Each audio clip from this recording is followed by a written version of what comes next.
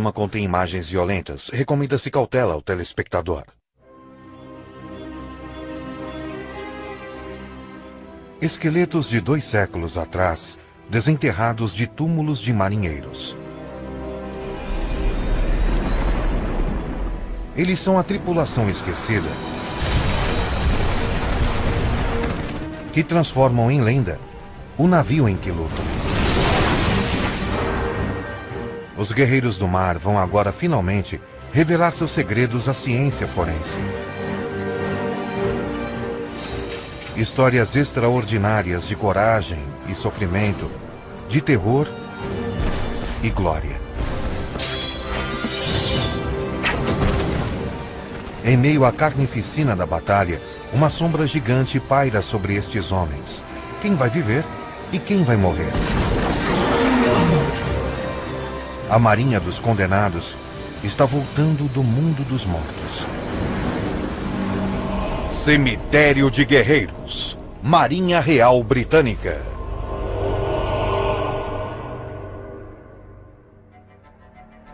Imagine estes esqueletos. Há 2 séculos, eram guerreiros vivos em seu mundo flutuante, o nosso navio de ossos. É a arma mais devastadora da época. Um navio de batalha da Marinha Britânica com 100 canhões. Um costado de seus 100 canhões pode destruir um navio inimigo em questão de minutos. Mas são os homens amontoados a bordo que disparam esse terrível poder. Para fazer isso, eles viviam em constante perigo de doenças e ferimentos horríveis. Eram condições que pressionavam o espírito humano ao limite.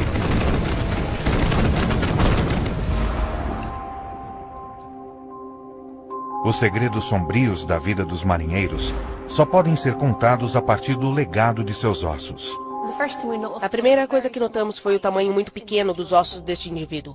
Achamos por isso que podem ser os restos mortais de uma criança. Ao medir os ossos e examinar o desenvolvimento de seus dentes, descobrimos que tinha entre 11 e 13 anos quando morreu. Obviamente, é uma experiência bem emocional descobrir uma criança num cemitério como este. E é claro que a criança teve uma vida bem difícil e morreu muito jovem. É uma descoberta chocante. Um jovem garoto preso no horror do navio de ossos. Mais exames forenses contam a história de sua curta vida com a maior quantidade possível de detalhes. Medir a química em seu esqueleto é o primeiro passo.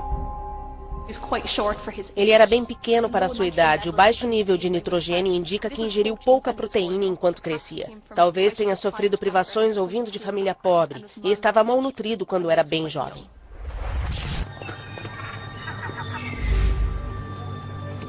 Mas por que um garoto estava no navio de ossos? Garotos jovens de até 11 anos acabavam na marinha por uma série de motivos. Alguns eram mandados para lá pelos magistrados por terem cometido crimes. Era a única opção que davam, e eles tinham que ir. Incrivelmente, para uma criança carente, o navio de ossos oferece esperança. Era a oportunidade deles de forjarem uma carreira. Eles podem ter sido órfãos desamparados das ruas e isto deu a chance de fazer algo para eles mesmos e também deu uma boa chance de sobrevivência.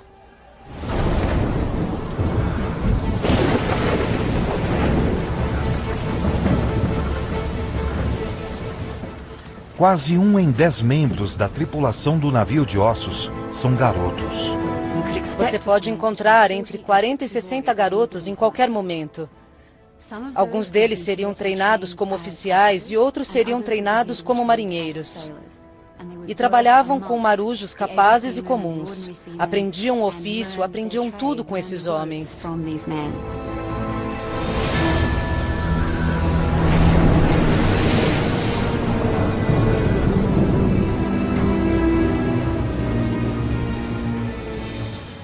O inimigo é avistado.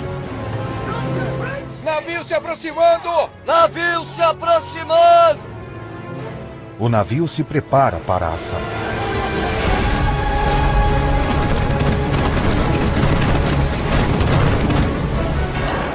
Nenhuma compaixão foi demonstrada ao garoto.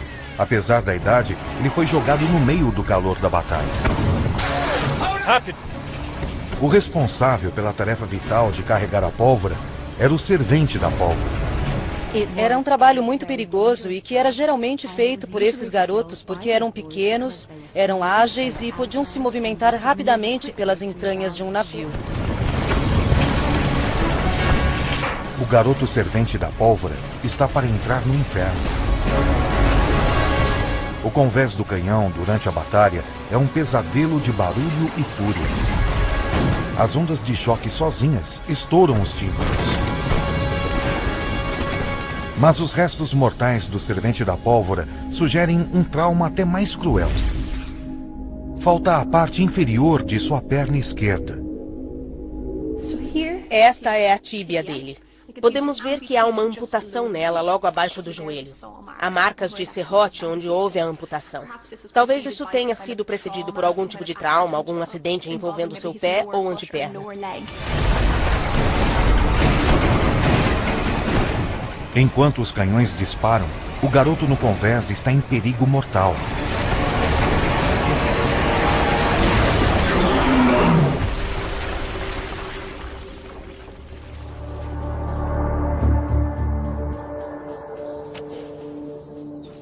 Aqui está o dano que mesmo um pequeno canhão pode causar, revelando a ameaça que espreita o garoto enquanto ele corre entre os canhões.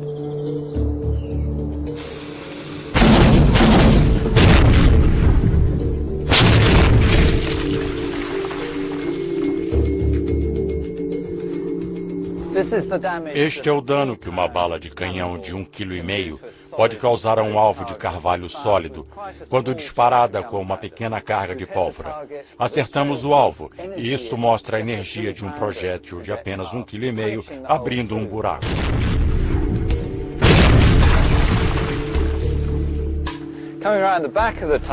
Atrás do alvo, em vez de um buraco perfeito, o buraco de cima, temos muita fragmentação, muitas lascas pontudas. Aqui temos o outro disparo.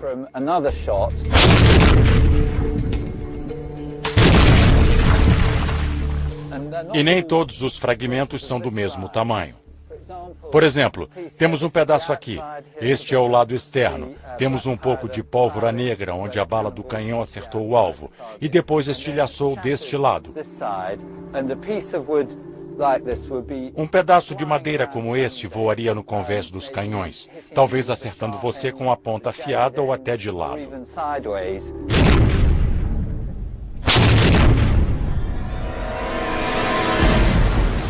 As grandes balas que atingem um convés de canhão do garoto pesam mais de 13 quilos. Com muitas vezes mais força de impacto, criam uma chuva de estilhaços mortais. A evidência nos ossos do garoto é assustadora. A maioria dos ferimentos a bordo foram causados por estilhaços, resultado de um disparo que acertou a lateral do navio. Isso causou uma grande chuva de estilhaços longos e afiados que poderiam furar uma perna, não deixando nenhuma outra opção para o cirurgião do navio senão remover a perna num processo de amputação. Arrastado à mesa do cirurgião, sua luta pela vida apenas começou.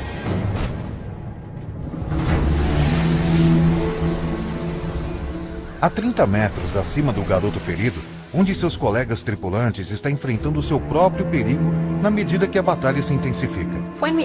Quando escavamos este indivíduo, notamos que tinha muitas fraturas em seu corpo, num total de 9. Fraturas nas mãos, no braço, subindo ao crânio e também no fêmur. Estes ferimentos chocantes exigem respostas. A primeira pista pode ser o físico do homem. Este indivíduo era bem baixo, provavelmente tinha 1,65 m ou 1,68 m. Olhando seus ossos, podemos ver pelas áreas de fixação do músculo que era uma pessoa bem magra e pequena. Ele deve ter trabalhado no cordame do navio ou fazendo muita escalada.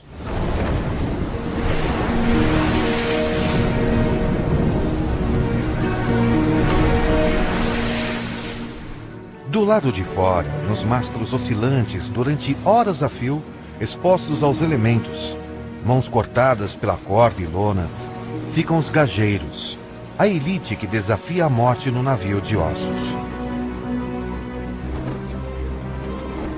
A vida deles depende de velocidade e força, mais do que nunca no calor da ação. A bordo do navio, os gajeiros se consideram os aristocratas do convés inferior, os homens mais habilidosos. Eles têm de estar acostumados a se movimentar no topo dos mastros, no cordame, em qualquer tempo, dia ou noite, no frio ou no calor. Têm de se mover rápidos e com precisão, com uma combinação de força e agilidade. Apesar das condições extremas, os gajeiros não usam um arreio. A frase do gajeiro sempre foi: uma mão para você e uma mão para o navio. Uma mão para trabalhar e a outra para se pendurar. Mas na maior parte do tempo você precisa das duas mãos para trabalhar e tem de fazer o melhor possível para se pendurar sem elas. Mesmo com anos de experiência, algo sai horrivelmente errado para o gajeiro. Seus ossos do punho estão despedaçados. Ele também quebrou o rádio, um osso no antebraço, e mais para cima quebrou o cotovelo. Sua articulação do cotovelo está totalmente despedaçada, e também o braço, o húmero. Subindo para o crânio, ele quebrou a maçã do rosto e o osso da mandíbula em 3 lugares. É uma queda de pesadelo.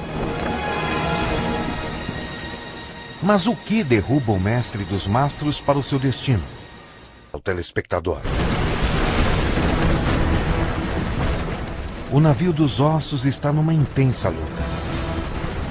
O gajeiro, trabalhando nas velas a mais de 30 metros de altura, agora enfrenta o seu maior perigo. O inimigo está mirando no mastro. Destruído o cordame, o navio se torna um alvo fácil. Para desencadear o máximo de caos, os canhões do inimigo estão carregados com uma munição com 2 bolas de ferro. Temos 2 exemplos aqui. Após ser disparada, esta com barra começa a girar no ar e é muito eficaz para derrubar mastros e vergas. Também temos outra aqui. 2 balas redondas de 11 quilos cada, unidas por uma corrente. É muito eficaz para derrubar o velame e o cordame.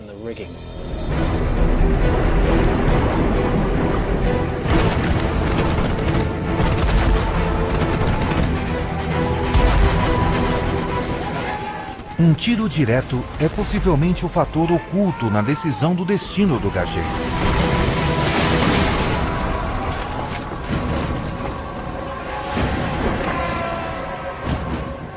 O homem que caiu do mastro sofreu um impacto de alta energia e velocidade, o equivalente a cair do 2º ou 3º andar de um prédio.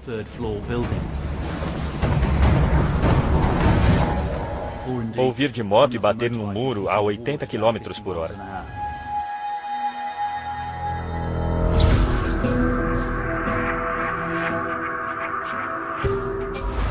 As múltiplas fraturas do gajeiro contam cada terrível golpe sofrido.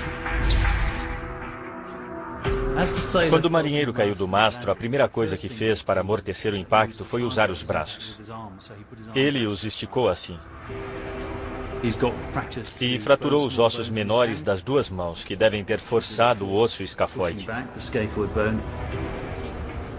Ele sofreu fraturas nos pulsos, fraturas no húmero. Com a força subindo pelo braço, as fraturas ocorreram em sucessão.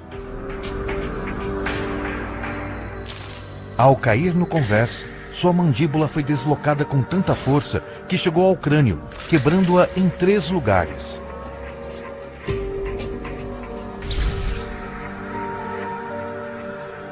Por algum milagre, a queda não o matou. Sinais de recuperação provam que ele sobreviveu. Com o corpo quebrado, de alguma forma ele se agarra à vida. Por enquanto.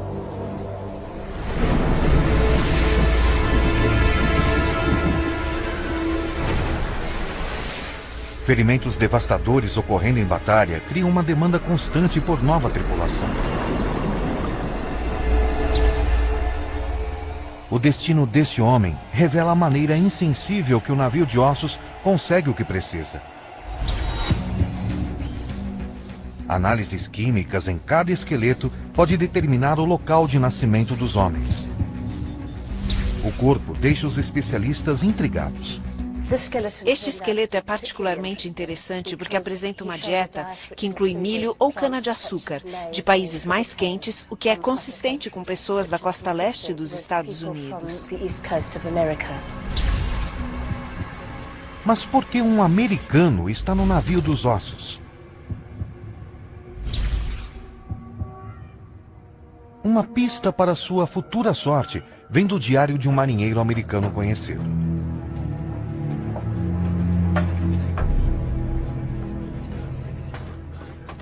Em 1810, Joseph Bates, de 17 anos, de Massachusetts, estava no porto inglês de Liverpool e prestes a levar um choque.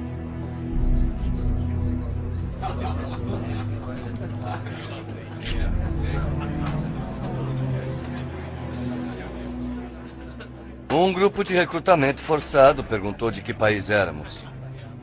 Apresentamos os nossos salvo-condutos que provavam sermos dos Estados Unidos. Nem isso, nem os nossos argumentos os satisfizeram.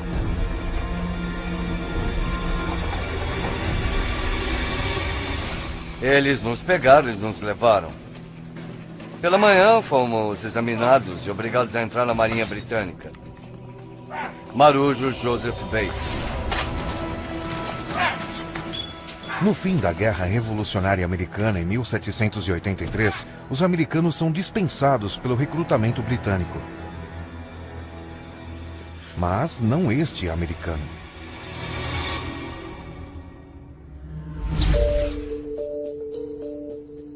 Os ossos do americano podem revelar por que ele é um espólio tão desejável. Ao examinarmos o esqueleto, notamos que ele era um indivíduo bastante robusto. Tinha músculos bem desenvolvidos, particularmente na parte superior do corpo. Isto não é nenhuma surpresa, porque grande parte de seu tempo era dedicado a atividades como puxar cordas. A prática de artilharia também era uma atividade muito vigorosa.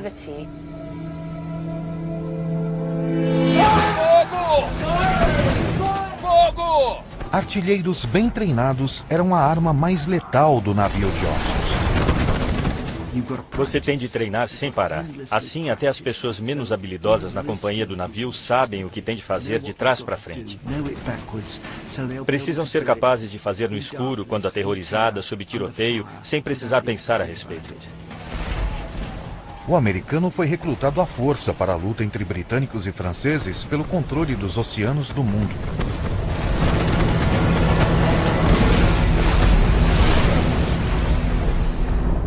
Aéreo de Guerreiros, no Nat Geo.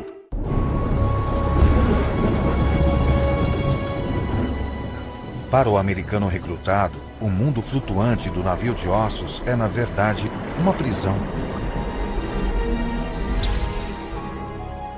Mas para um de seus colegas tripulantes, o mesmo navio pode ser a sua chance de liberdade. Ele tem a altura média da época, 1,67 m.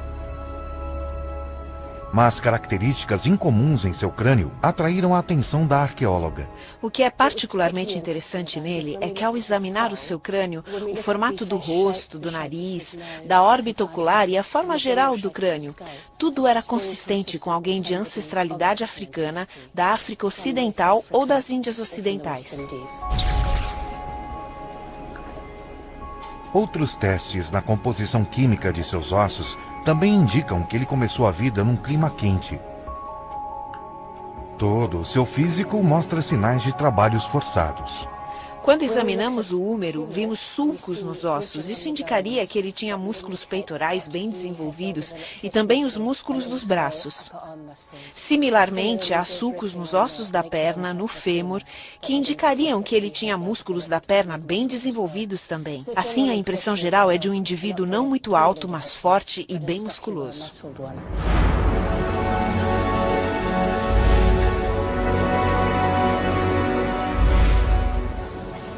É mais provável que este homem fosse um escravo numa colônia caribenha, a caminho da liberdade no navio de guerra. Ele é bem-vindo no navio de ossos, onde trabalhos árduos como erguer a âncora precisam de força bruta.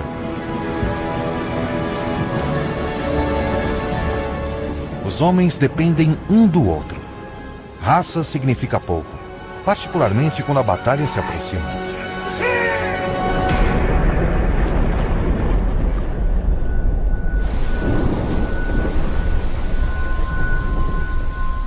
No convés do navio de ossos, o americano recrutado à força está prestes a transformar seu treino em prática.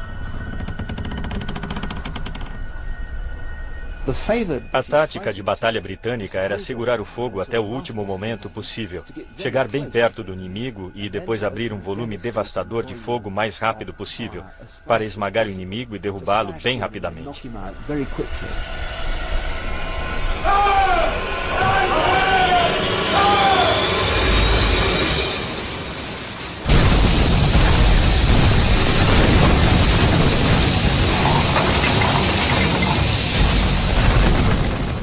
Como lutadores pesos pesados, bem próximos, os navios de guerra se esmurram até que um nocaute letal decide a luta.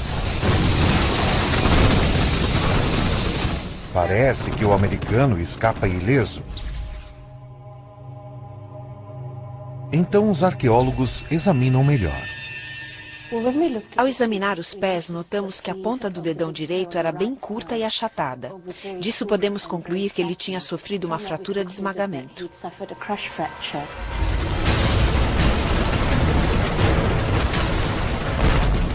Um canhão de 3 toneladas tem um coice temível.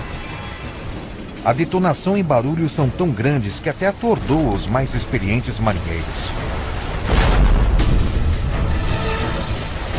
E apesar dos riscos, muitos marinheiros ficam descalços. Um pequeno descuido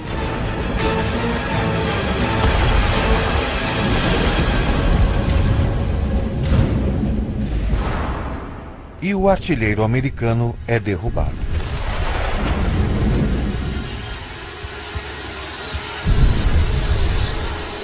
O dedão esmagado é agonizante, mas não vai matar o americano. Uma inspeção detalhada de seus restos mortais aponta os arqueólogos a uma direção diferente. Quando examinamos o esqueleto mais de perto, notamos que havia uma camada bem fina de osso novo que tinha sido depositada sobre muitos ossos do corpo. Isto pode ser atribuído a várias causas, mas devido ao passado histórico, é bem possível que este indivíduo tenha sofrido de escorbuto.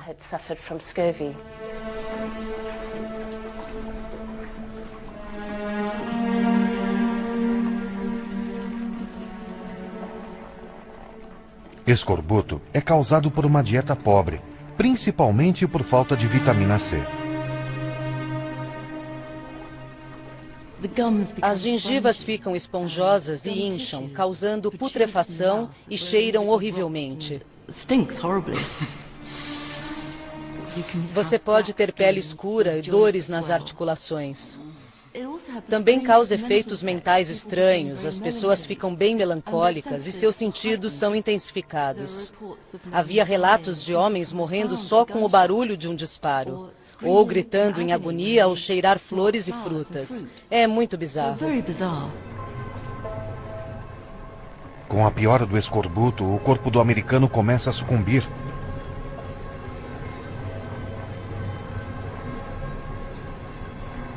Feridas não cicatrizam, e antigas feridas reabrem e sangram.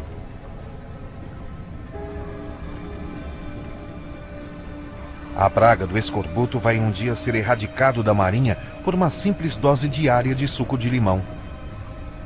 Mas essa descoberta chega tarde demais para o americano. Ele nunca voltou para casa, morrendo antes de chegar nos 40 anos.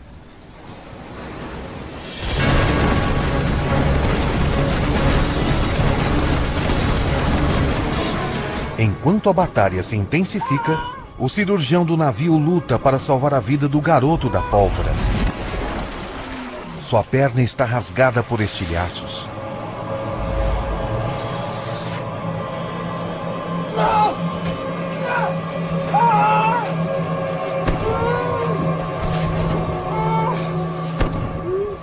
Eu mal posso imaginar como devia ter sido trabalhar nas entranhas de um navio com luz fraca e se movendo com tiros de canhão sendo disparados. É claro que os pacientes não tinham nenhuma forma de analgésicos. Eles ficavam gritando e se debatendo. Você precisaria de assistentes para segurar o paciente.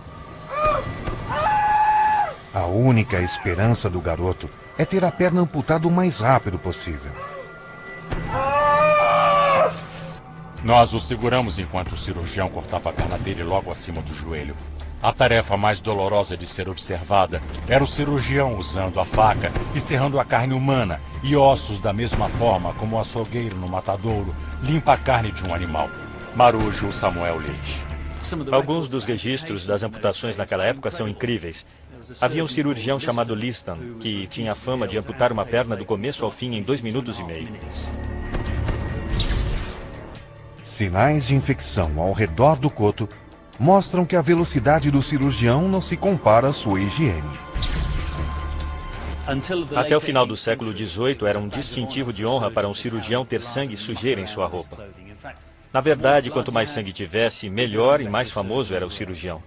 Eles não se importavam em transferir pus, gangrena, bactéria, conteúdo de intestino, abscessos. Eles não sabiam o que causava infecções e, infelizmente, naquela época, a ignorância era geral. De algum jeito, o garoto sobreviveu à amputação. Mas a sua luta pela vida ainda não acabou. De Guerreiros, no Nat Geo. Este programa contém imagens violentas. Recomenda-se cautela ao telespectador.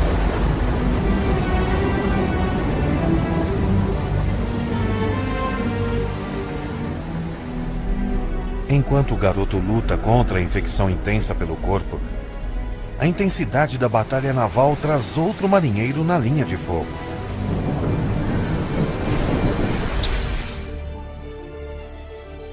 Ferimentos neste esqueleto apontam para um homem separado do resto da tripulação. O que encontramos de tão singular neste esqueleto foi o exame na mandíbula. Ao olhar uma de tamanho normal, vemos um belo ângulo quadrado. Ao olhar para o outro lado, o ângulo da mandíbula torna-se bem reduzido em tamanho e bem anormal em forma. O ferimento, de corte brutal, sugere algo especial. Este ferimento foi causado por um golpe vertical. Provavelmente de uma lâmina pesada, como um cutelo ou uma espada, teria sido um corte vertical no rosto, para baixo, cortando a maçã do rosto direto até a mandíbula.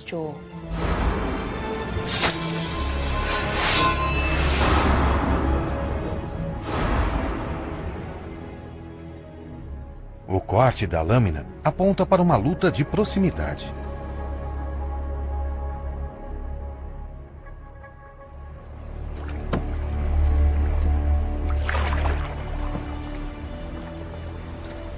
O candidato mais provável é um fuzileiro naval, um SEAL naval da época. Os fuzileiros deixam um navio de ossos num ataque secreto.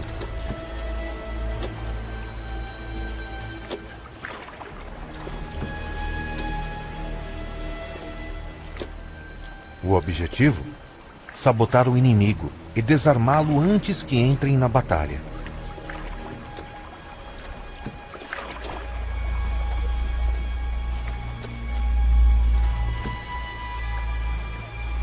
Debaixo do nariz do inimigo, os invasores obstruem os canhões com pinos de aço.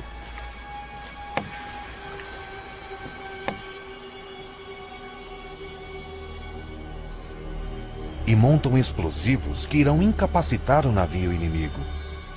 Mas longe de sua nau-mãe, eles estão terrivelmente expostos. A qualquer momento podem ser descobertos.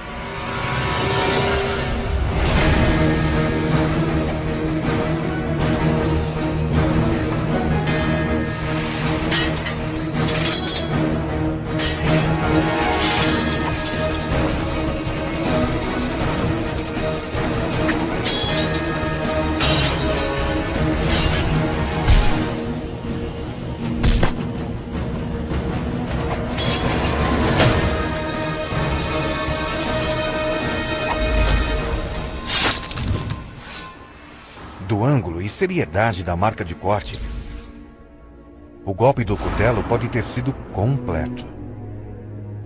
O marinheiro que foi ferido no rosto recebeu o golpe aqui, cortando pele, músculos.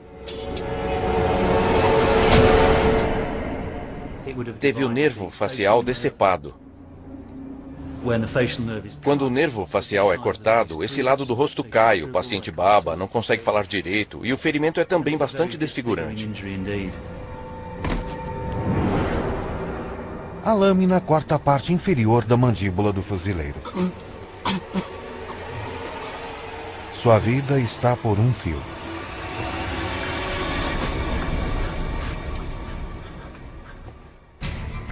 Os ousados ataques e batalhas navais cobraram seu preço dos homens no navio de ossos.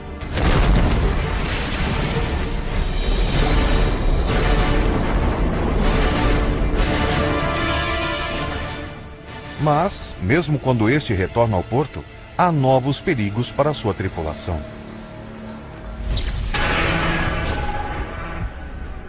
Ileso da batalha, o marinheiro escravo ainda está lutando.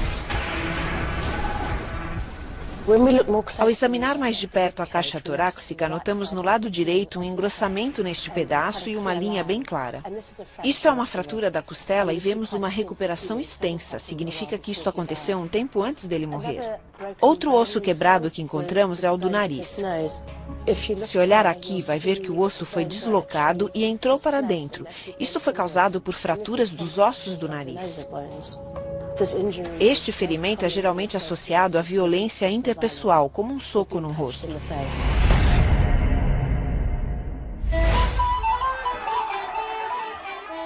Pinturas da época ilustram vividamente o papel da luta com mãos nuas no navio de guerra. Isso foi publicado por Thomas Tagg no início do século XIX. É uma imagem bastante alegre da vida no convés inferior, mas também pode conter muita coisa sobre a vida na marinha. A cena retratada mostra um navio de guerra no porto, uma época em que a disciplina naval era de certa forma relaxada. O que podemos ver é que esta era uma comunidade bem unida e também fisicamente confinada num espaço bem apertado. Há muitas atividades que podemos ver aqui, de beber e farrear até lutar.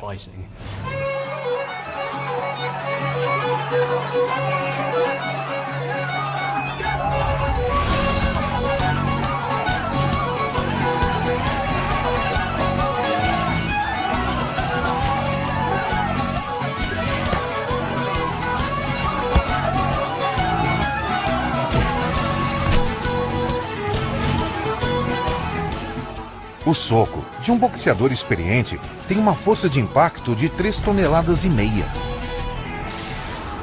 Um golpe direto despedaça instantaneamente o nariz.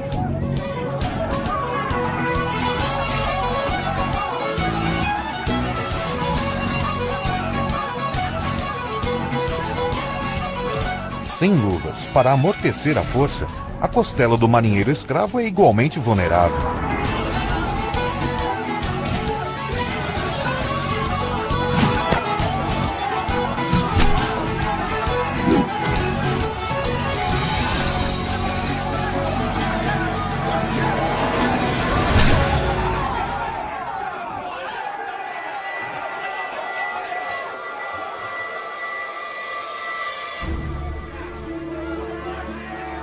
Também no convés inferior, outro homem está descarregando a energia, mas arriscando a vida para perigos ocultos e letais. Num primeiro exame, não havia nada extraordinário sobre este esqueleto. Ele não era muito alto e nem robusto. Entretanto, ao examinar suas pernas, encontramos estas lesões que são realmente singulares, bem incomuns. Este é o osso da anteperna ou canela, ou tíbia. E em todo o comprimento deste osso há buracos como erosões ou pequenas lesões. Estranhas marcas de varíola cobrindo o esqueleto chamou a atenção da arqueóloga.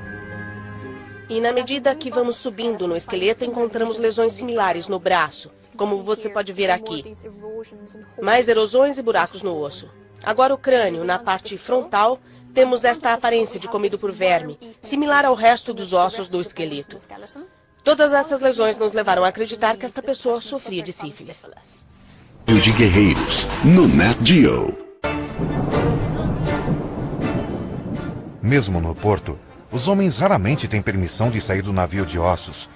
E esse era o único mundo deles.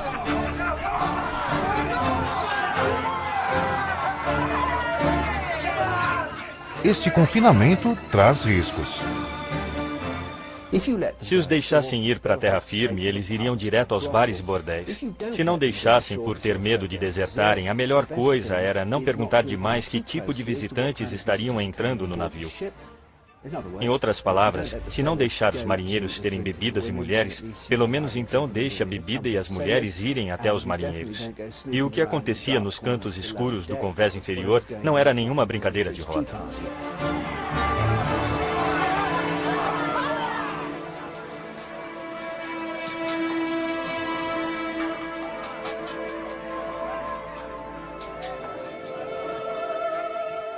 A tendência desta prática é para submeter um navio de guerra no porto a um cenário contínuo de tumulto e desordem, de obscenidade e blasfêmia, de bebedeira, lascívia e libertinagem.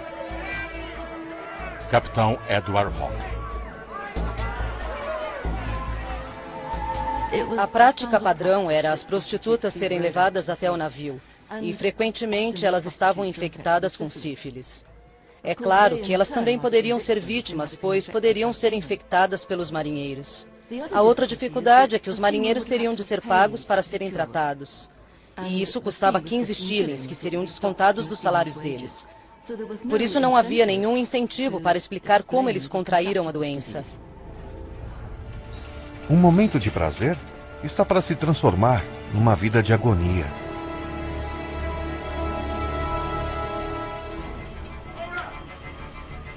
Cerca de um mês depois, as lesões aparecem. Sem nenhuma cura conhecida, a doença se alastra no navio. Na metade do século XIX, houve uma grande perda de mão de obra. A lei da doença contagiosa foi decretada por volta de 1860 para que qualquer prostituta fosse detida e examinada à força. E se ela tivesse a doença, ficaria presa num hospital até ser curada. A tentativa da Marinha para controlar a doença chegou tarde demais para o marinheiro sifilítico.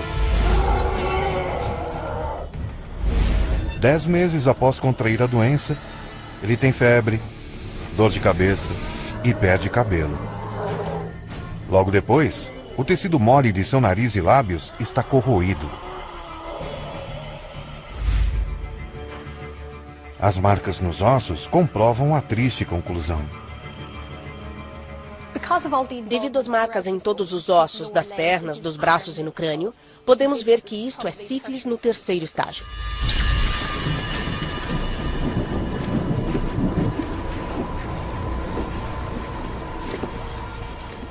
Sífilis, no terceiro estágio, é uma doença cruciante.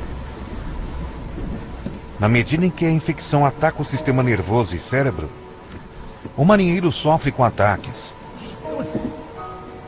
e mudanças de personalidade chocantes. Marinheiros com sífilis no terceiro estágio não estão aptos para servir na marinha. Eles apresentariam sintomas horríveis. O corpo estaria totalmente fora de controle. Do que é que você está rindo?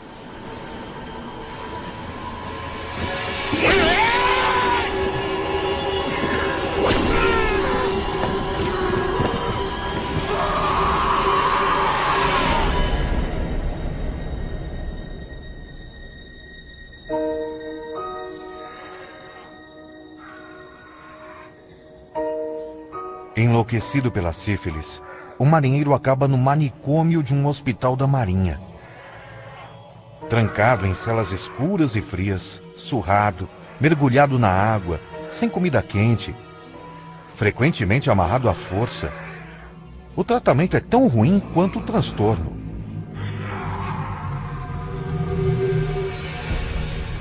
Seu cérebro é lentamente destruído e um marinheiro finalmente afunda no estado paralítico. Ele morre por volta dos 50 anos.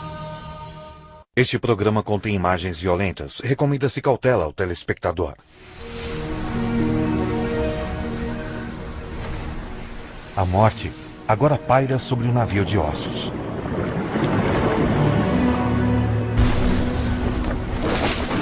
O gajeiro, que caiu do cordame, ainda está lutando pela sua vida. Ter a mandíbula empurrada para cima com tamanho grau de força certamente teria causado um ferimento sério na cabeça. Na pior das hipóteses, ficou consciente durante grande parte do que se seguiu. Mas tudo indica que a hemorragia dentro da cabeça o deixou em estado de coma. Deve ter tido grande dificuldade de ingerir líquidos e provavelmente foi alimentado por algum tipo de tubo primitivo enfiado em sua garganta. Após semanas de agonia martirizante, a morte finalmente o poupou de mais sofrimento.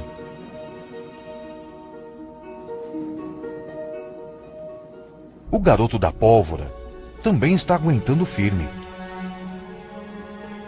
Após a amputação de sua perna, o osso começou a se curar.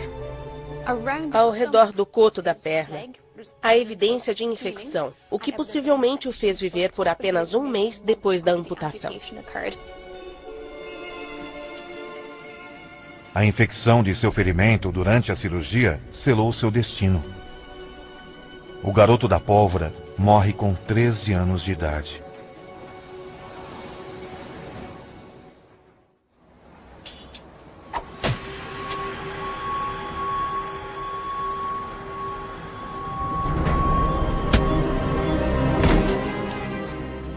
Mas nem todos os marinheiros sucumbiram aos seus ferimentos. Incrivelmente, o fuzileiro sobrevive. Ele sobreviveu e outros não, devido à natureza do ferimento. Ele não teve nenhum vaso sanguíneo importante cortado para morrer de hemorragia e não teve nenhuma infecção. E o motivo disso é que o rosto tem uma boa circulação de sangue e os ferimentos se curam perfeitamente e frequentemente sem infecção. Apesar do dano horrível na mandíbula, o osso se cura e o fuzileiro desfigurado vive para sempre como aposentado num hospital naval.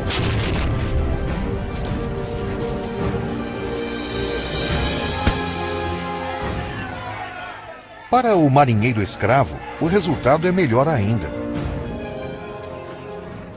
Após 1772, todo escravo que chegasse na Inglaterra, por lei, tinha liberdade de volta. Com seus restos mortais desenterrados de um cemitério de marinheiros, parece que o escravo morreu sendo um homem livre. Mas, junto com as cicatrizes de lutar boxe com as mãos nuas, o osso de sua perna mostra que a liberdade tem um preço.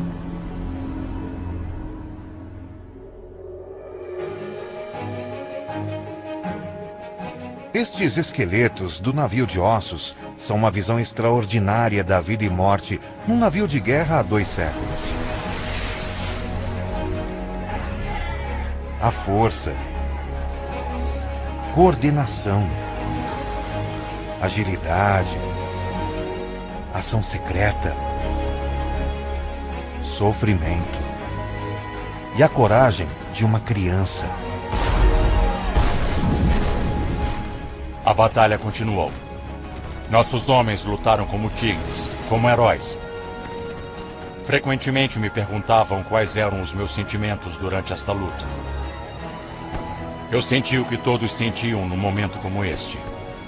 Aqueles homens nem pensam quando estão entre os moribundos e os mortos. Marujo Samuel Leite.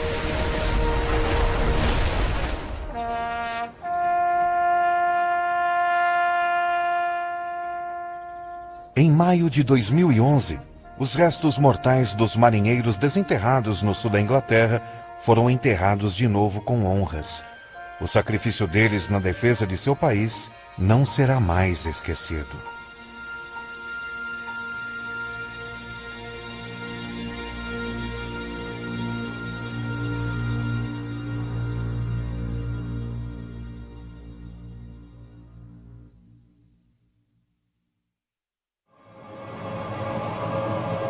Versão Marshmallow São Paulo.